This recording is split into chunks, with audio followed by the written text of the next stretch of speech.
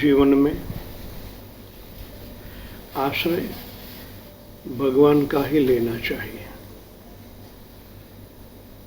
यहाँ शब्द उपयोग भगवान का कहा गया है।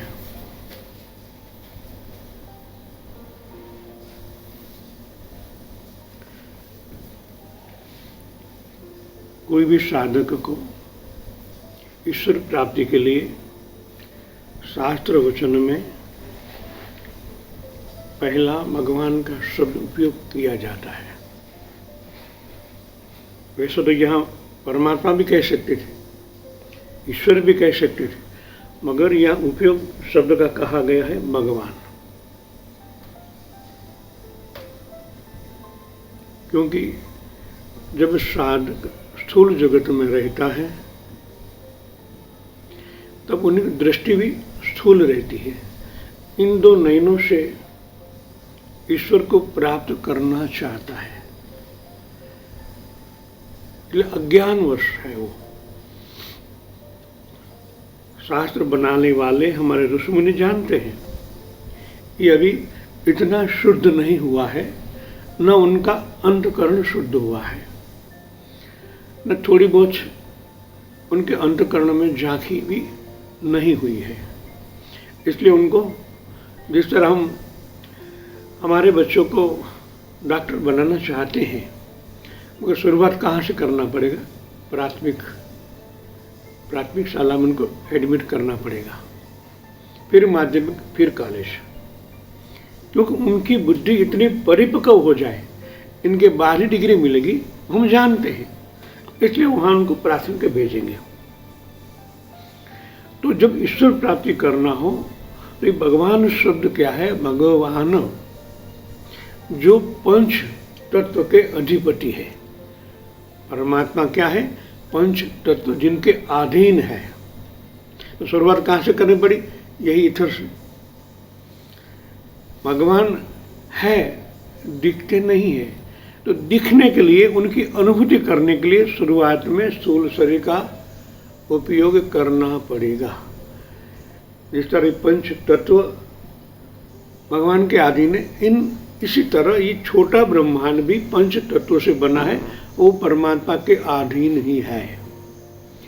जब प्रज्ञा इनकी खिलेगी, शास्त्र वचन उनके अंतकरण में स्थिर होंगे, ऊपर का मैल धीरे धीरे दूर होने लगेगा। जिस तरह गीता में भगवान ने अर्जुन को अलग अलग नाम से पुकारा है, एक नाम नहीं रहा। जैसे जैसे अर्जुन की बुद्धि परिपक्व होती गई, वैसे वैसे भगवान का शब्द का, अर्जुन का नाम उच्चारण में भी चेंज किया।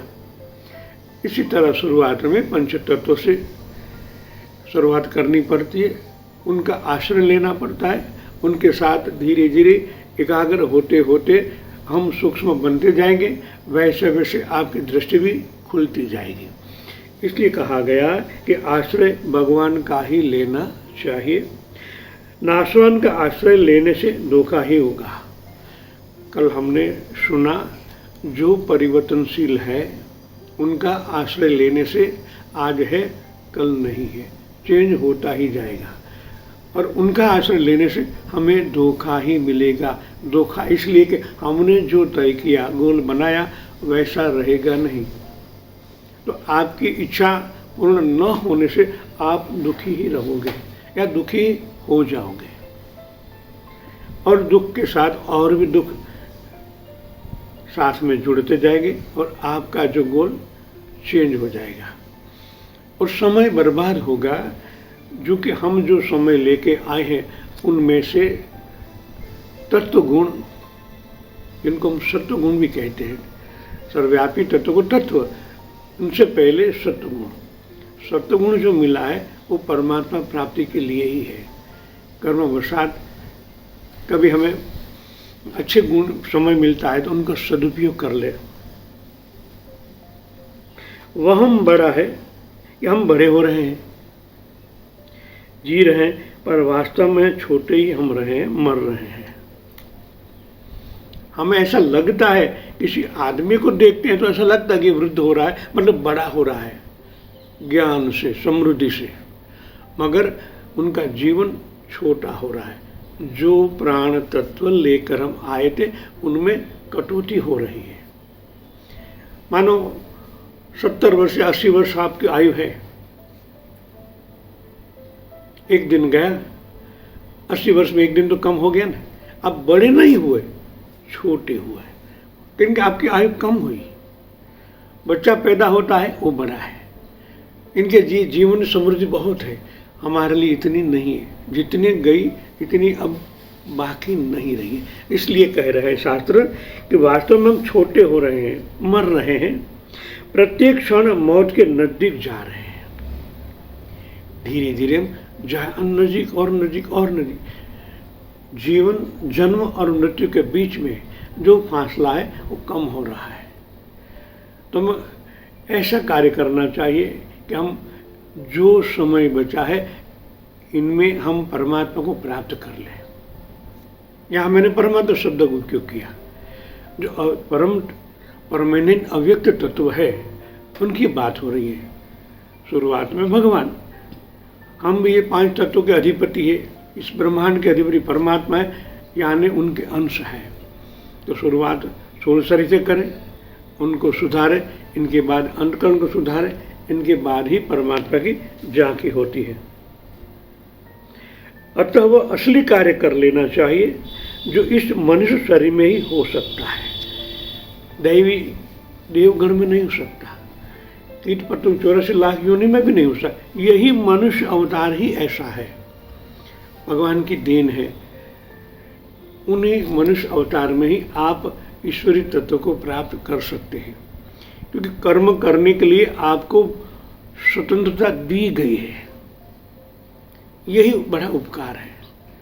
बाकी जो योनियां हैं, जो भोग योनियां हैं, उनके अंदर तो जो कर्म है उतना ही भोग कर शरीर छोड़ देना है, हर एक योनि में। मगर मनुष्य योनि ऐसी है, आप कर्म करने के लिए स्वतंत्र है। परमात्मा भी आपकी तरह ही है, आप जैसे, आपकी प्रतिकृति ही परमात्मा है।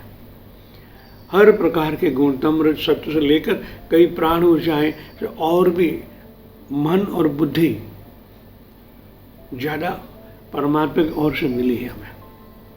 तो उनके द्वारा अच्छी सोच, अच्छे विचार और उनका कार्यकाल आप उद्योगमन कर सकते हो। न किया तो जो रिकॉर्ड हुआ है, शायद मानो आपको मनुष्य अवतार ही मिले, मगर कर्म आपने किया ही नहीं है।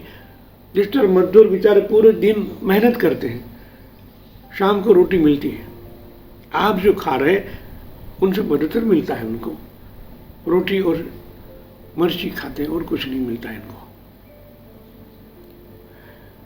है तो मनुष्य हमारे जैसे ही है, फिर भी कर्म में कितना अंतर है।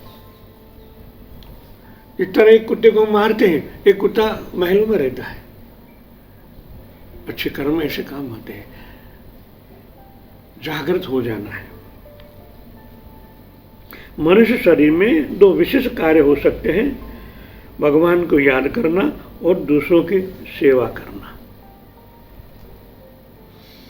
भगवान को याद करते हो, साथ साथ में सेवा कार्य न करते हो तो समय बढ़ेगा। याद करना आपके अंतकरण में ये कर्म होता है और सेवा कार्य इधर में होता है। सेवा का मतलब सर्वव्यापी तत्व के साथ जुड़ना और दूसरे जिसके अंदर प्राण है उनकी सेवा करने से उनका आशीर्वाद काम आता है। याद करना, सेवा करने में इतना अंतर है, समझिए इन बात को। खाली राम राम राम करोगे तो अच्छा ही है, भगवान का जाप कर रहे हो आप, मगर आपने जितना किया एकाग्र सा है, बीच में एकाग्र न हुए तो और भी कट जाएगा। समय तो दोनों में लगता है, मगर सेवा और प्रभु स्मरण ये दोनों साथ करना चाहिए। राम राम करते समय आप सेवा नहीं कर सकते कि मन हट जाएगा, स्मरण करना मतलब उनको अंतःकरण में याद करना, आपके स्वरूप को याद करना और दूसरों के स्वरूप को याद ध्यान में रखना। खाली सेवा करने से भी कुछ नहीं मिलता, आपका मन स्थूल जगत में है। इतना तो ज्ञान की बात है। आप परमात्मा का स्मरण अंतःकरण में करें और सामने वाले को परमात्मा का ही स्वरूप है ऐसा मानकर सेवा करें, बहुत अंतर पड़ जाएगा। वो स्थूल है, ये सूक्ष्माति सूक्ष्म है। सेवा कार्य में बुद्धि को लगाना पड़ता है, किस तरह करूं।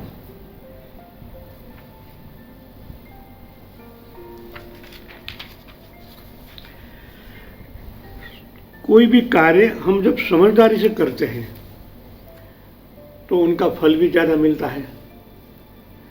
जिस तरह मजदूर सेवा करता है मगर वो अपेक्षा के साथ कि आज मैं शाम को जाऊंगा तो मेरे को 500 रुपया मिलेंगे। आपको सेवा करना है, परमात्मा है, मैं उनकी ही सेवा कर रहा हूं।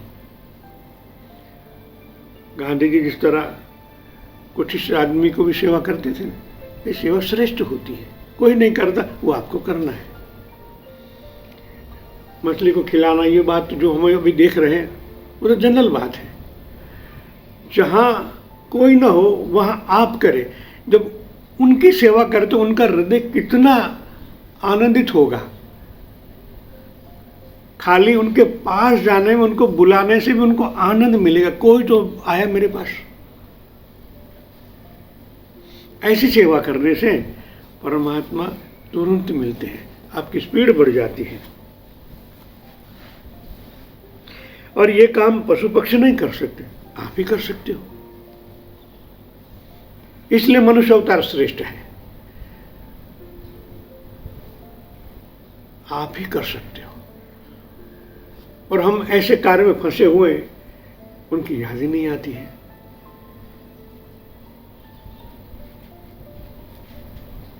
अगर ब्रह्मलोक का जाकर वापस आ गए तो मिला क्या? फिर ठहर तो आ गए। विष्णु लोक, जप लोक, ये जो 7 लोक है वो आपके पुण्य बल से मिलता है, परमात्मा नहीं मिलते। जहां जाकर वापस आना ही नहीं होता। भगवान ने गीता में कहा ना, जो देवी देवताओं को तू बज रहा है उनके पीछे तो मैं ही हूं। तो बीच वाले को क्यों पकड़े? सीधे परमात्मा के साथ एंट्री क्यों ना करे? वापस आना ही ना होता। ये तो ब्रह्मलोक की बात है। ब्रह्मलोक माने ये जो ईथर है उनसे ऊपर का जगत। ये ब्रह्मांड किसने बनाया? तो ब्रह्मा जी ने। ये ब्रह्मलोक की बात है। तो वहां पे से वापस आना पड़ेगा। मगर परम तत्व में जाओगे तो वापस आना ही नहीं है। गोल हमारा ऐसा ही होना चाहिए, वापस आना ही नहीं है। हाँ, वहां जाने के बाद भगवान आपको पूछते हैं, जाना है? आपकी मर्जी। परमात्मा दबाव नहीं डाल सकते। तो ऐसा कितनी बड़ी बात होती है। गीता के 8वें अध्याय में 16 श्लोक में ही भगवान ने कहा है, समय फिर हाथ आएगा ही नहीं। आप भजन करो या न करो, समय तो जा ही रहा है। ऐसे ही वेस्ट हो रहा है। भगवान ने दिया है वो तो आपको मिला ही है। अब जो भी करना चाहते हो समय में किया, वो कर्म अच्छा हुआ। आपका कर्म जा रहा है, साथ साथ समय भी जा रहा है। अतः हर समय सावधान रहो कि भगवान के भजन के बिना कोई समय निरर्थक न जाए। दिल में जागृत रहिए। बात आ गई, दिल में जागृत रहिए। बंदा बाहर जाने वाला, श्वास का क्या भरोसा वापस आए न आए। तो जो श्वास है उन्हीं ईश्वरी तत्व के साथ एक होना है। गंगा सत्य ने कहा ना, बिजली के चमकारे मोती पर दो। तो हमें वही कार्य करना है। जय सच्चिदानंद।